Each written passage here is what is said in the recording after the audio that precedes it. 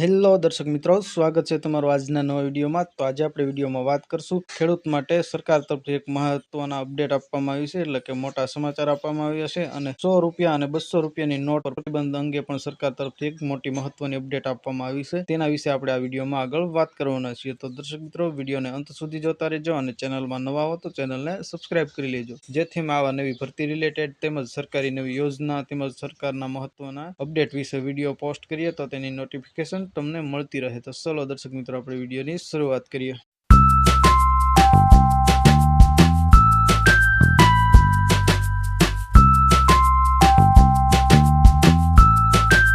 દર્શક મિત્રો, સૌપ્રથમ આપણે ખેડૂત માટે એક મહત્વની અપડેટ આવી છે, તેના વિશે આપણે વિડીયોમાં વાત કરીએ। તો રાજ્ય સરકાર દ્વારા રાજ્યના ખેડૂતો પાસેથી ચણા અને રાયડાની ટેકાના ભાવે ખરીદી કરવાના છે, જેના ફોર્મ પણ ભરાઈ ગયા છે।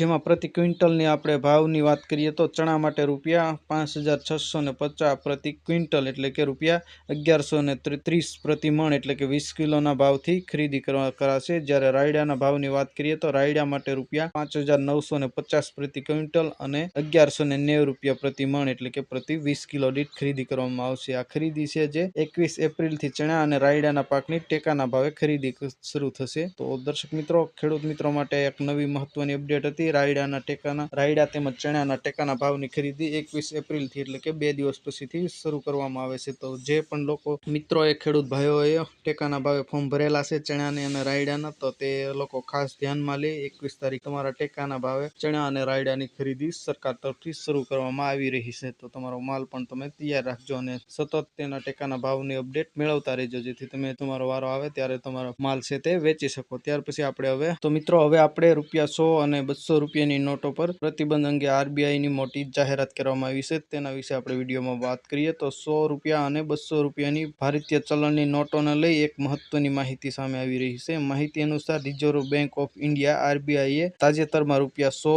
અને રૂપિયા 200 ની નવી નોટો જારી કરી છે। 12 માર્ચ 2025ના રોજ રિઝર્વ બેંક ઓફ ઇન્ડિયા આરબીઆઈએ રૂપિયા 100 ની એડવાન્સ ડિઝાઇન અને 200 રૂપિયાની નવી નોટ જારી કરવાની જાહેરાત કરી છે। અને ઉન્નત સુરક્ષા સુવિધાઓ આ નવી નોટ માત્ર જોવામાં જ આકર્ષક નથી, પરંતુ પરફેક્ટ સિક્યોરિટી પણ ધરાવે છે, જેના કારણે તેને નકલી બનાવવી મુશ્કેલ બને છે। એક મહત્વપૂર્ણ પ્રશ્ન જે લોકોના મનમાં છે તે શું હવે 100 રૂપિયા અને 200 રૂપિયાની જૂની નોટો માન્ય રહેશે? આરબીઆઈએ સ્પષ્ટતા કરી છે કે જૂની નોટોની માન્યતા ખતમ નહીં થાય, તમે પહેલાની જેમ જ જૂની નોટોનો ઉપયોગ કરી શકો છો। આરબીઆઈએ ખાતરી આપી છે કે જૂની અને નવી બંને પ્રકારની નોટો સાથે સાથે ચલણમાં રહેશે, જેનાથી કોઈ પણ વપરાશકર્તા કોઈ પણ ચિંતા વગર તેમનો વ્યવહાર ચાલુ રાખે। તો દર્શક મિત્રો, આ બે મહત્વની અપડેટ હતી, એક ખેડૂત માટેની અને એક જે 100 રૂપિયા અને 200 રૂપિયાની નોટ માટેની મહત્વની અપડેટ હતી। મિત્રો, વિડીયોને લાઈક કરી દેજો, તમારા મિત્રો સાથે શેર કરજો અને ચેનલમાં નવા હો તો ચેનલને સબસ્ક્રાઇબ કરી લેજો। અને તમારા કોઈ પ્રશ્ન હોય તો અમને કમેન્ટ કરીને ચોક્કસ જણાવજો, અમે તમારા પ્રશ્નનો રિપ્લાય આપીશું। અને ફરી એક નવા ટોપિકમાં નવા વિડીયો સાથે મળશું, ત્યાં સુધી જય હિન્દ, જય ભારત।